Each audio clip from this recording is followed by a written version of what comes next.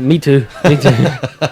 Now, we were talking just when I started playing that. He says, "Oh, I was brought up listening to stuff like Elton John, and Yeah, Elton John was probably my first stuff I really liked singing, because he's told stories. Although my early influences through my parents were folk music and Scottish music, which is part of the reason I mentioned Dennis earlier on. I really enjoy listening to Dennis because he's a storyteller. Yeah. And the Ed Sheeran song, I think, is excellent in the fact that it's a story. Mm-hmm. It's a real nice story through the whole song from start to finish. Not loads of repetition. It's not there's no taglines. It's just nice.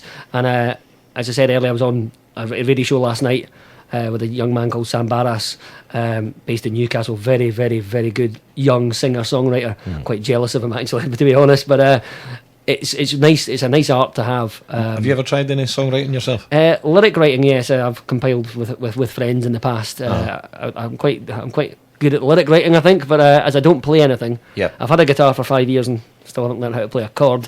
I think that's laziness, to be honest.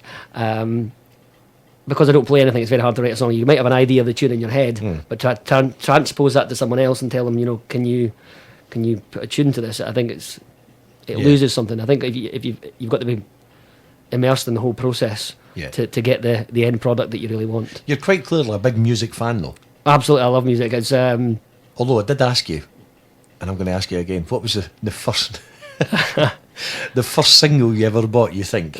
I think the first single I ever bought, I was in what used to be Concord, I think, in Perth, and I was looking through the bin of vinyl CDs, 45 inches, and or 45 RPMs or whatever it was, the small vinyls, and I picked up the Scottish World Cup song, "We're on the March for Ali's Army," which was probably from about 12 years before. 1978 it was. So it was a year before I was born. But I bought that, and on the B-side had Andy Cameron singing "I Want to Be a Punk Rocker," not the Sandy Tom song, but I still remember the words to that song pretty much clearly through from the start. I'm not going to sing it, but it's probably been etched and engraved and ground into your mind. Yeah, it's a great big rusty safety pin sticking through my cheek. I think that's for the younger listeners, I've got to say that we used to actually play records on vinyl. If you don't know what they are, have a look on the internet. You'll be absolutely surprised that there were things before MP3 players. Absolutely. and that's how that's how things have changed so much nowadays as well. There's now the opportunity. When I first started out 20 odd years ago, unless you went out fly posting illegally, putting posters around, people didn't know who you were. Yeah, I mean, social media is the be all and end all now, I think, of how you get out to a target audience and let them know that you're in a venue near them, or that you're even doing it in the first place, that you're even out there singing. I'm not into Twitter at all yet, but your Facebook, your YouTube, all that sort of stuff, and it's really preeminent.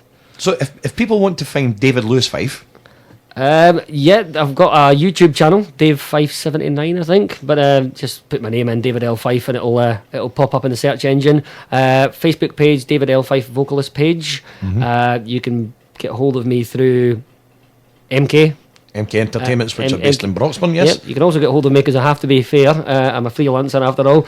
You can also get hold of me direct or through Scott Bass and MCS as well. Okay, so there's lots and lots of avenues if people have liked your music. Now, you were saying about stories and songwriters with doing stories. Ed Sheeran, another guy who does a bit of storytelling in his music, Scottish guy, is Paolo Nutini. Yeah, Paolo Nutini. I live now in Port Glasgow, so as soon as you mention Paisley, you get a wee bit of trouble. But Paolo's sort of some of his songs more so than others. The one I think you're going to play is it's a lovely song about sort of the loss of someone close to them, and it's always etched in your mind. Well, we've played various different styles, the stuff that you do. But here's another wee story.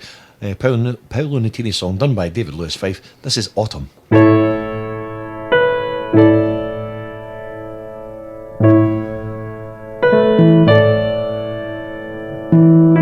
Autumn leaves on the frozen souls, tired hands feeling soft and cold. My hero cries as he sits out there in the cold. And these autumn leaves don't have nothing to hold. Handsome smiles, wearing handsome shoes. Too young to say, though I swear he knew. I hear him singing while he sits there in his chair. These autumn leaves float around everywhere. I look at you and I see me making noise so recklessly. But that was quiet, and I can hear you say, my little fish don't cry, my little fish don't cry. Autumn leaves have faded now. That smile I've lost, well, I found somehow. You still live on in your father's eyes. And these autumn leaves, these autumn leaves, these autumn leaves are yours tonight.